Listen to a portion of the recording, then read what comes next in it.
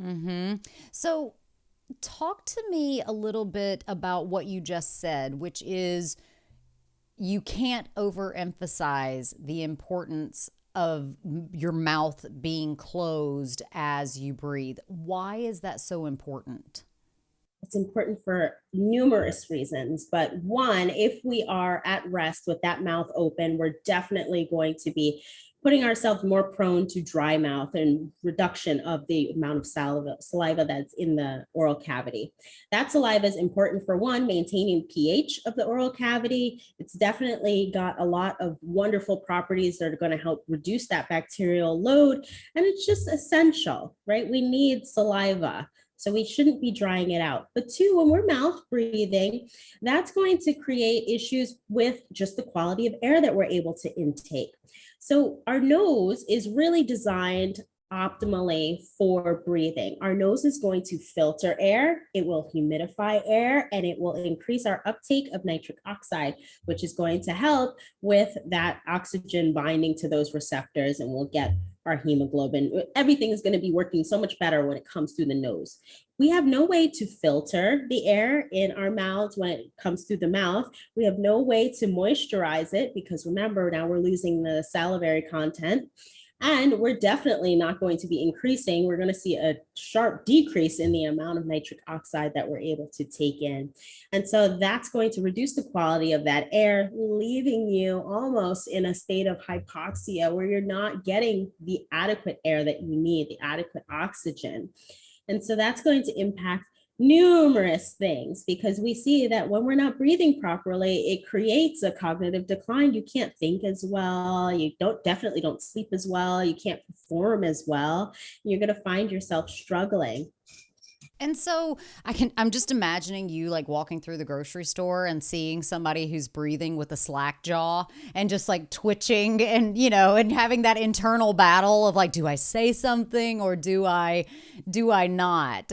So take us through the lifespan, starting from birth, early childhood. How can incorrect breathing affect us across the entirety of our lives? So it starts really young because development, especially craniofacial development, so that whole skull and development within it, that happens rather rapidly. You'd be surprised to know that by the time you're in that age group of 4 to 6, about 60% of that craniofacial growth is done.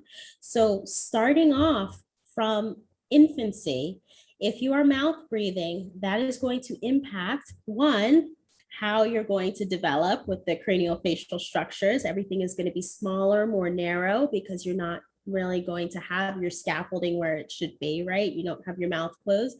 Two, it's going to impact your sleep. It's surprising to me that we didn't discover that children suffer from sleep apnea until 1976. That's within our lifetime that we didn't know that children actually can stop breathing at night. So when you're getting poor oxygen during the day, you're definitely getting it at night. And children who suffer from obstructive sleep apnea are definitely going to have a lot more issues with behavioral impulses, hyperactivity. They're going to have issues with their eating, being able to digest well, and they're definitely going to have a lot of sleep issues, which can result into such a domino effect of so many other things with learning disabilities and so forth. So now, what about when we're a little bit older? 4 to 6, it's really important. But I'm assuming that a lot of adolescents, teens, and adults suffer from incorrect oral function. Absolutely. So 4 to 6, like I said, 60% of that growth is already done. So by the time that you've already hit 6, you've only got, I'm sorry, 60% is what I said, right? 60% is already done. So you've only got the 40% left. So between the time that you're 6 to 12, there's only another 40% of growth. So you've lost a lot there. By the time you hit that 12 and then you get into your teenage years, you're pretty much done with your craniofacial growth. So a lot of our population, we're seeing an increase in the amount of people that wind up needing braces and even more so expansion. So now you're talking about more intervention. And if you get into when you are a teenager and probably like those early adult years of 20 to 23, we might be talking surgical interventions. Now, when things aren't developing right, you'll find that a lot of people are unaware that the roof of the mouth is actually the floor of the nose, right? So you'll have a lot of people who suffer with a lot of issues with the nose as far as deviated septums, because when that palate's not growing well, the palate's the roof of the mouth, and the palate is not growing well, that's going to alter the septum and the trajectory of the septum's growth. So you start to see a lot of those nasal issues where you get a lot of allergies and a lot of issues because it compounds as you age. So as you've gotten older now, you're starting to see these things. Your turbinates are too large. You're struggling with tonsils and adenoids that are just too big, frequent throat infections, and the sleep issues are always going to compound. They almost never resolve themselves just magically. So it's going to compound as you age. So as you're getting older and things are not as wide and your upper respiratory system is compromised, you're going to struggle with a lot of the same cognitive issues. You're definitely going to see a compounding effect on your sleep, where not sleeping well now is going to lead to significant sleep disorders, more obvious sleep disorders, obstructive sleep apnea occurring earlier in life. It's not just the overweight man with a large neck who's over 50 that is suffering from obstructive sleep apnea.